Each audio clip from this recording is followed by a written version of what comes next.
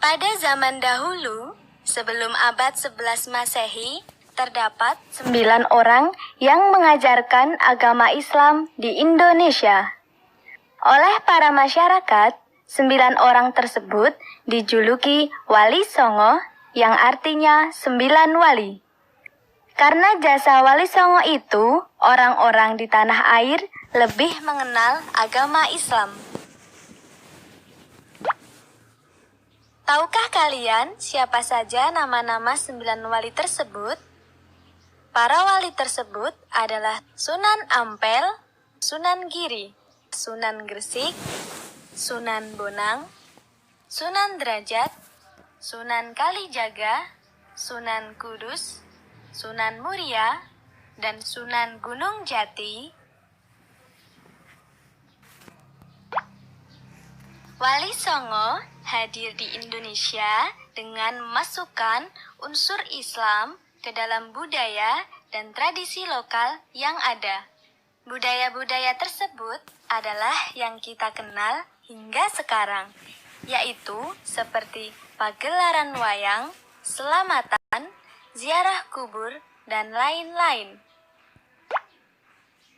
Setelah periode Wali Songo berakhir, kemudian pada tahun 1900 Masehi, perjuangan Wali Songo pun dilanjutkan oleh para kiai yang berasal dari beberapa daerah di Indonesia. Di antara para kiai tersebut adalah murid Syekhona Khalil Bangkalan. Syekhona Khalil adalah seorang ulama yang juga dikenal masyarakat sebagai waliullah. Murid beliau diantaranya adalah Kiai Haji Maksum, Kiai Haji Hashim As'ari, yang kemudian dilanjutkan oleh Kiai Haji Abdul Wahab Hasbullah, Kiai Haji Bishri Sansuri, dan kiai-kiai lainnya.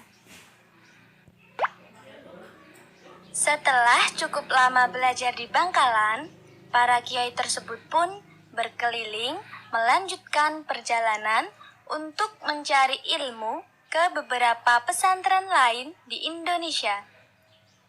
Hingga akhirnya Kiai Wahab, Kiai Bisri Syansuri, dan beberapa kiai lain berguru pada Kiai Haji Hashim As'ari di Tebu Ireng, Jombang. Setelah beberapa tahun di pesantren Tebu Ireng, pada suatu hari terjadi perbincangan di antara para kiai. Kiai, kami memohon izin dan doa Kiai, karena kami ingin melanjutkan belajar ke Mekah. Ungkap salah seorang kiai kepada Kiai Hashim untuk meminta izin. Baik, kalian berangkatlah dan pelajari ilmu yang kalian dapat di sana dengan baik. Para kiai pun mendapat restu dari Kiai Hashim dan kemudian berangkat ke Mekah.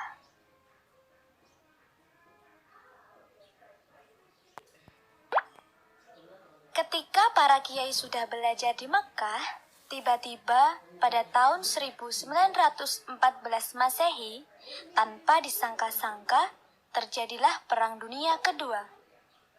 Pada saat itu, seluruh dunia dalam keadaan genting dan tidak aman, sehingga kondisi tersebut mengharuskan para kiai untuk segera kembali pulang ke tanah air.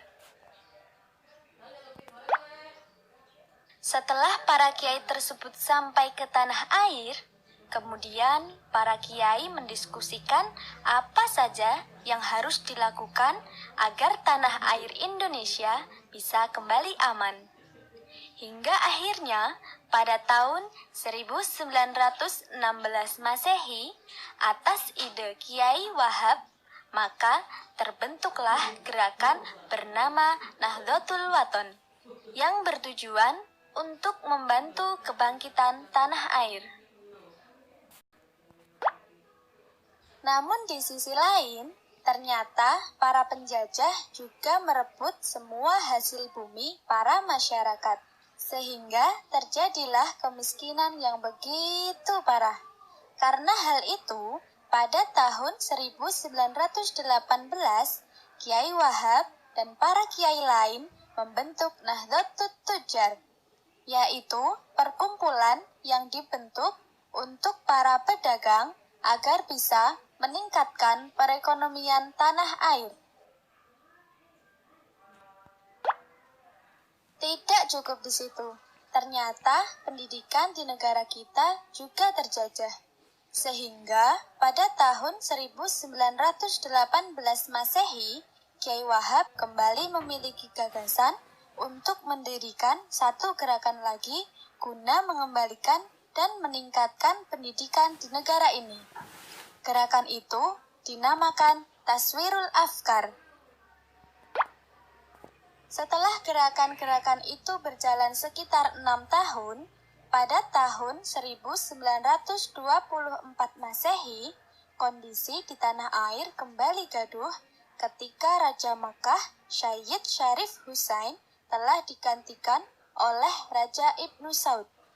Pergantian itu mengejutkan seluruh umat Islam. Hal itu disebabkan karena raja baru tersebut memiliki pandangan yang berbeda dengan umat Islam yang lainnya.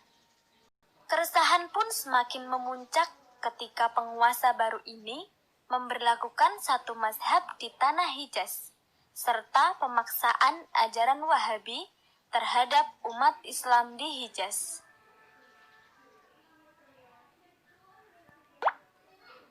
Mendengar hal itu, para kiai tidak tinggal diam. Dikhawatirkan akan berdampak di Indonesia.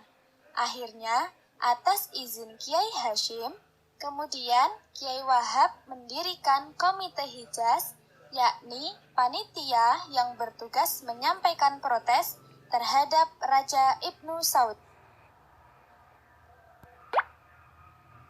Setelah melalui berbagai perjuangan yang berat tersebut, akhirnya pada tanggal 31 Januari 1926 Masehi, para kiai sepakat untuk membentuk suatu organisasi resmi.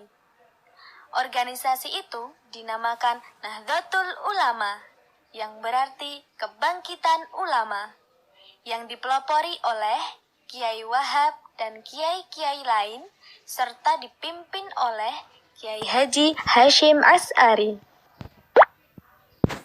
Namun, setelah 1 tahun terbentuk, Nahdlatul Ulama belum memiliki lambang. Hingga akhirnya, menjelang muktamar kedua pada tahun 1927, Kiai Hasyim menugaskan Kiai Ridwan Abdullah untuk membuat lambang Nahdlatul Ulama.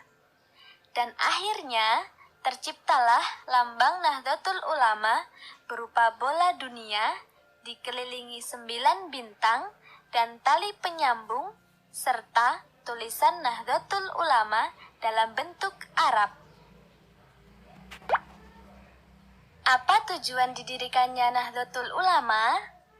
Dengan latar belakang yang telah dijelaskan sebelumnya, menunjukkan bahwa faktor utama berdirinya Nahdlatul Ulama adalah selain mempertahankan ajaran Ahlus Sunnah wal Jamaah, Nahdlatul Ulama dibentuk juga untuk memperjuangkan kemerdekaan Indonesia dari kekuasaan penjajah, sebagaimana yang pernah diungkapkan Kiai Wahab Hasbullah, sang motor utama Nahdlatul Ulama.